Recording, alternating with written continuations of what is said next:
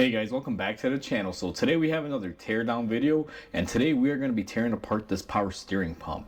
Now before we go ahead and begin, guys, if you guys haven't subscribed to the channel, hit the subscribe button down below and definitely smash that like button because it helps the channel out. And with that said, let's go ahead and get started on today's teardown.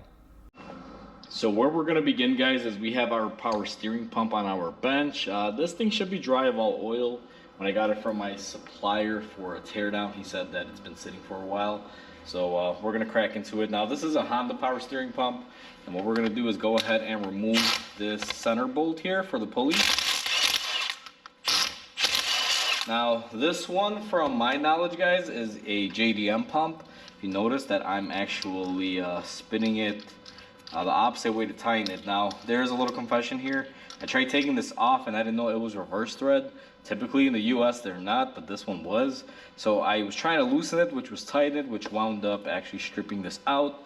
So I did kind of have that mocked on there, but you remove the center nut, get that out of the way, and then what you have left here is a pulley. I'm going to take my brass hammer, a couple taps, and we should get our pulley off. Now this pulley is just a regular style pulley, nothing real fancy. These don't have any bushings or anything like that, like the newer stuff. Typically there's a bunch of stuff on there. These aren't like that. This is a early 90s, late 90s style pump. What I'm going to do next is we're going to go ahead and remove these 10mm bolts to expose the casing. So we're just going to unbolt it.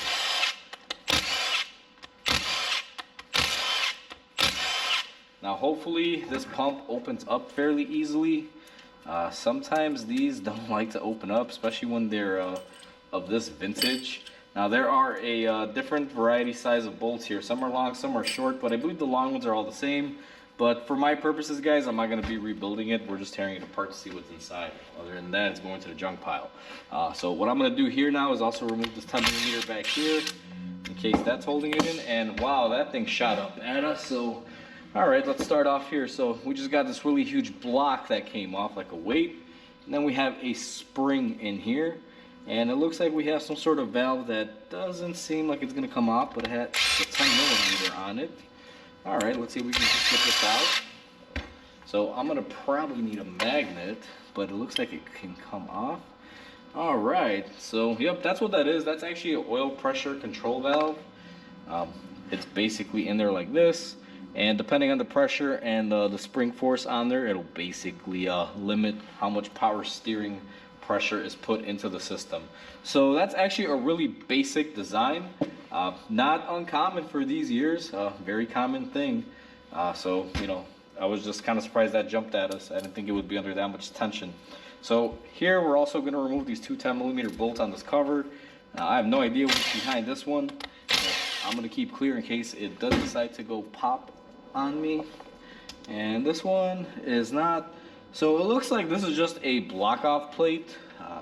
There's probably something that you could hook up here, maybe on a different model. Instead of, let's say, using this top port, maybe it just uses this bottom port. So that's one thing. I know sometimes they use ABS pumps, power steering pumps to run ABS systems or hydraulic systems. Maybe that was something. Again, this is a Japanese market pump. The backstory is my supplier had a Honda motor that he bought from Japan, and all the pumps and everything had to come off of it. And he reused whatever their car originally had, and these are just left over, and that's why I'm dissecting these for us today. Because they don't have any scrap value or anything, and they don't really are needed back as a core or anything of that nature. So now that we have pretty much everything on the outside out, hopefully this thing opens up. Now I don't know any other way except for taking a brass hammer and hitting it. Now that seemed to have worked fairly good here. Maybe a couple more taps just the other way. Alright, so it seems to have opened up, and we're just going to pry on it a little bit. And it looks like we have the front here coming off. Now look at that. Now I'm actually surprised. This is a gear driven pump, guys. I was not expecting this. I thought this was going to be a vane type. So if we just grab this here, and hopefully this will come out. These are precision, and for some reason it's not coming out. Let me grab a plier. But look at the quality of these gears. Wow, this thing was built to last. completely different than the new stuff that I see here. But before we get into the gears, let me go ahead and pop off this back cover as well, just to tear it all apart before we talk about it. And it looks like something is holding it in. Okay, right there we just have a little pin assembly. So let me make sure everything is in frame here, guys. Zoom you guys in a little bit closer. So what we have, this is the center section right here. This is the housing of the pump. Aluminum, nothing real big. We do have a gasket here that looks like it is of the O-ring variety. Now, this pump is actually probably rebuildable if it was still in use and you needed to rebuild it. All you would have to do is find these O-rings, and you know, you should be able to rebuild it, because there's not really a lot of wear and tear on the inside of this. The bore and everything you guys can see is actually looking pretty nice and phenomenal on there. So this is the center section. Nothing really to rave about. Just, you know, a piece of metal. Now on the back half here, we also have, it's just another piece of metal with a bunch of ports where you have your inlet, your outlet, your pressure regulator and everything. This is where all the magic happens as far as inlet and outlet. You guys can see your outlet is here, your inlet is here. Fluid on this one would come in through here, go here, and if we look at, let's see, this part of the housing, looks like it would get drawn in here. It goes in between the two gears, and it basically creates the pressure, and then that pressure goes down to the bottom here and gets unleashed through the top port. But before it does that, it goes through the regulator. So this back piece, again, nothing really crazy going on back here, just a O-ring, just like the front. Now there are some bushings in here. I don't know how well you guys can see it. There's gonna be a little bit, it's like a bearing and a bushing kind of in a way. What this does is it keeps the gear centered in there. Let me see which side it normally goes on. So this one's gonna be the bottom one. Now what that does, and I don't know how well the camera is picking it up, but you guys can see right here there is a groove cutout. Again, hopefully you guys can see that, but it's basically a bushing, kind of like a bearing cap bearing, you know, a little aluminum thing that is wearable, and these are replaceable. So again, this pump is reusable. If this was a US pump and it was being used on the car, you can rebuild it as long as these O-rings and these little bushings are still available. Now I'm not gonna go crazy and remove these bushings, there's no point. What a bushing is basically a piece of aluminum. This one has a little line cut into it to allow oil to get in there to flow in between, so that way there's no metal to metal contact. It's exactly the same way a crankshaft bearing works in essence, except these are circular, fully enclosed instead of being two halves put together, because this slides in there.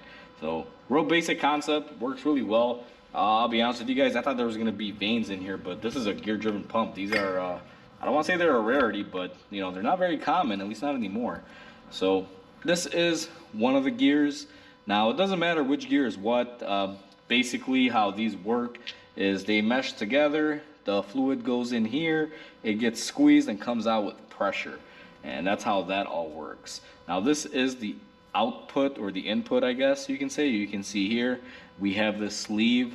This is basically a bearing in here, and a counterweight holds it all together and allows it to spin. So your belt would be spinning this pulley right here. This is where the pulley is attached, and then this in turn will start taking in the fluid, and this bottom gear is the idler. It'll just idle and move along with it, and they both create pressure. Very unique design, very easy. And you guys can see here, this is the other part of this pump. Same exact thing that's up here is down here, and it has a bushing in there with a bunch of little holes. I don't know how well you guys can see that, and that allows oil flow, so that way you don't starve these shafts of oil, and that way they don't burn up. Now this whole system is lubricated by power steering fluid, so you don't really have like a particularly different fluid that goes in here. It's just whatever is used by the rack and pinion is also used by this. And this side of it here, if you pull it off here, let me see if I can get it to come off, because there's a little bit of a burr. Should come off. Come on. So it's not coming off that easy because there is a little bit of a burr on there, but if I was to vise this and grab it, I should be able to get this off, and it's exactly like this. So we're just going to leave that like that right now, because this gear is very sharp. It is cutting into my glove. I can feel it. Now we also have a gasket here. This is just a part of the sealing method on this cap that goes right here.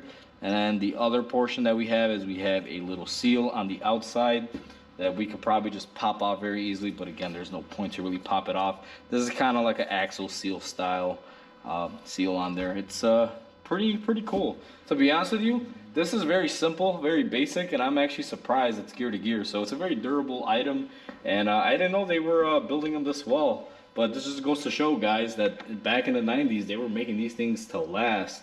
Because a lot of the newer stuff, they traded these gears for plastic vanes. And those always make noise, they churn, and you know, it's always an issue. So I'm actually surprised this thing is pretty well built. So that's what's inside of a Honda power steering pump, guys. Hopefully you guys enjoyed. Please comment, like, and subscribe because it definitely helps the channel grow. Hope you guys have a wonderful day, and I'll catch you guys on the next video.